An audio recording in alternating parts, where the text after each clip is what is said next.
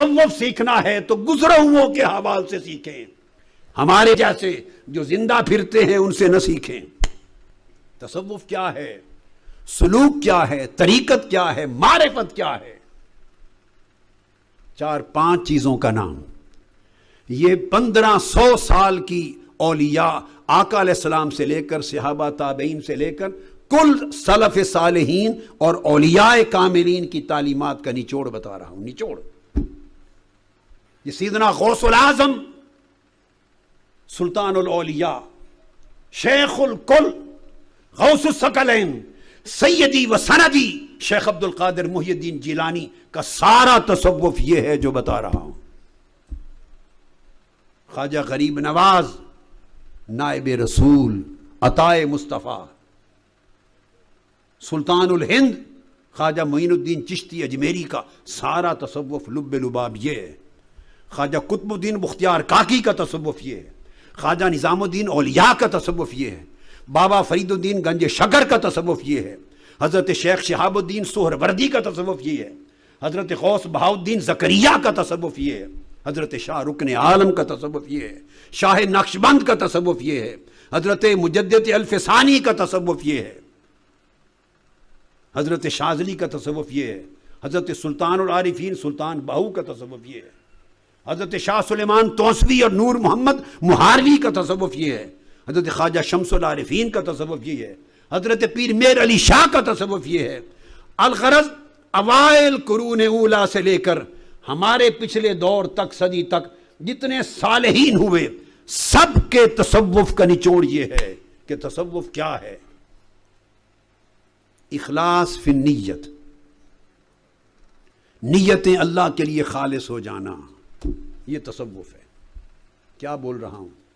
نیتیں، بولیے، نیتیں اللہ کے لیے خالص ہو جانا، اور نیتیں بھی اور قلب بھی ما سوی اللہ سے خالص ہو جانا، اور نیتوں میں اللہ کے سوا غیر کی کسی گرد کا نہ رہنا۔ صدق نیت اور اخلاص نیت ایک۔ پھر دوسرا علم نافع، کتاب و سنت۔ علم نافع، کتاب و سنت۔ جو شیخ اپنے مریدوں کو، تلامذہ کو کتاب و سنت کی تعلیم نہیں دیتا اور کتاب و سنت کی تعلیم سے گریز کرتا ہے مختلف ہیلوں بہانوں سے، وہ شیطان ہے، نہ وہ پیر ہے، نہ مرشد ہے، نہ شیخ ہے۔ بچو شیاطین سے۔ دوسرا علم نافع یعنی اتباع کتاب و سنت۔ تیسرا عمل صالح، تقوی، پرہیزگاری، اوامر اور نواہی کی پابندی، فرائض و واجبات دین کی پابندی، اعمال صالحہ، تقوی، عبادات صالحات، 3 چیزیں۔ چوتھا خلق حسن، اخلاق حسنہ، ہر ایک سے تواضع سے پیش آنا۔ اور یہاں آج تصوف کا نمونہ خود کو کہلانے والے کی تو گردنیں اکڑی رہتی ہیں۔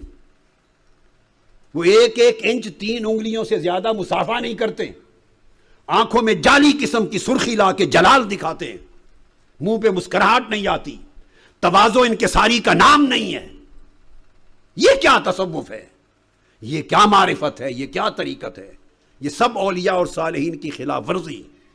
حسن خلق، ہر چھوٹے بڑے سے خلیق ہونا، اخلاق، مسکراہٹ، ملاحت، تواضع، سخاوت، ایثار، قربانی، پیار، رحم دلی، شفقت، اعتدال، خیر خواہی، یہ خلق حسن۔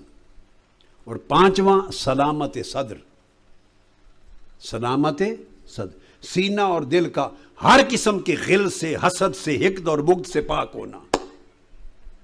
مریدوں اور شاگردوں کو نہ روکے کہ فلاں کو ملنے نہ جانا، فلاں کا درس نہ سننا، فلاں کے پاس کیوں گئے ہو۔ جو شخص مریدوں اور طالبوں کو دوسرے مشائخ، صلحاء، علماء کی مجالس میں جانے سے روکے، وہ زندیق ہے، وہ شیخ نہیں ہے۔ آقا علیہ السلام نے حضرت عمر اور حضرت علی کو فرمایا کہ اویس کرنی سے ملنے جانا، ان کی زیارت کرنے جانا، اور صحابہ ہزاروں میل کے سفر کر کے زیارت کرنے جاتے۔ کل تابعین، اتباع التابعین، اولیاء زندگیاں سفروں میں گزارتے، جہاں اللہ والے کی خبر ملتی ان کی مجلس میں جاتے۔ حضور داتا گنج بخش علی حجویری 300 سے زائد اولیاء کی زیارتوں اور ان کی مجلس اور صحبتوں سے فیض یاب ہونے کے لیے زندگی بھر سفر کیے. حضرت جنید بغدادی نے سفر کیے. امام اعظم نے ہزارہ مشائخ کے سامنے زامو تلمذ طے کیے. امام شافعی نے کیے, امام احمد بن حنبل نے کیے, حضرت سری سقطی نے کیے, ذوالنون مصری نے کیے, بشر الحافی نے کیے, باجزید بستامی نے کیے, ابو الحسن خرقانی نے کیے. کل اولیاء میں جس کا حال پڑھیں, یہ طبقات و صوفیہ کتاب میرے ہاتھ میں ہے. کل اکابر اولیاء اللہ کے احوال درج ہیں, تمام طبقات کے اولیاء درج ہیں. اس کا مطالعہ کر لیں, آپ پر راز کھل جائے گا. حضرت فضیل ابن ایاس سے لے کر ذوالنون مصری, ابراہیم بن ادہم, کچھ نام میں لے چکا, علاوہ اس کے الحارث المحاسبی, شقیق بن ابراہیم, ابو سلیمان دارانی, معروف الکرخی, حضرت حاتم الاسم, احمد بن ابی الحواری, ابو حفص نیشا پوری, اس طرح ابو تراب النقشبی, حضرت جنید بغدادی, ابو الحسین نوری, سمنون بن حمزہ المحب. یہ الغرض میں نے ایسے چند ایک نام گن دیے.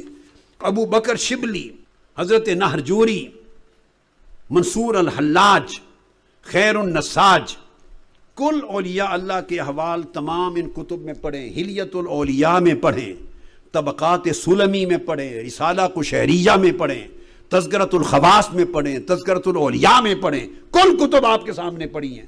آپ دیکھیں گے کہ یہ سب اولیاء مشائخ بیسیوں سینکڑوں مشائخ اور اولیاء اور اہل اللہ کی صحبت اور زیارت کے لیے سفر کر کے جاتے.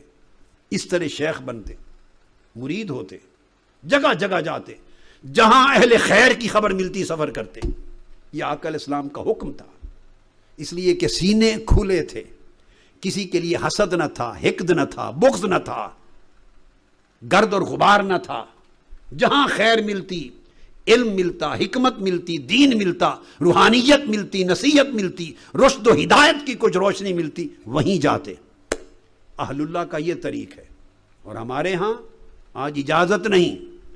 آپ اگر میرے رفقا میں سے ہیں, منہاج القرآن کے رفقا, یا کسی کے مرید ہیں یا کسی کے شاگرد ہیں, اور خبر ہو جائے کہ فلاں کا خطاب سننے گیا تھا, تو قیامت برس پڑتی ہے.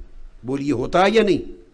اجازت نہیں دیتے. اتنا بخل طبیعتوں میں, اتنی کنجوسی, اتنا حسد اور حقد, یہ نہ دین ہے, نہ ایمان ہے, نہ طریقت ہے, نہ معرفت ہے, نہ سلوک ہے. 5 چیزیں میں نے آپ کو بتائیں. سلامت صدور, دل کا سخی ہونا. تو ہم تو تصوف کا نام لیتے ہیں اور ہماری مجلسوں میں 24 گھنٹے غیبت ہوتی ہے. دوسرے مشائخ کا, دوسرے علماء کا مذاق اڑتا ہے, دوسروں پر طعن و تشنیع ہوتی ہے, ان کی عیب جوئی ہوتی ہے. یہ کہاں کی مجالس خیر ہے؟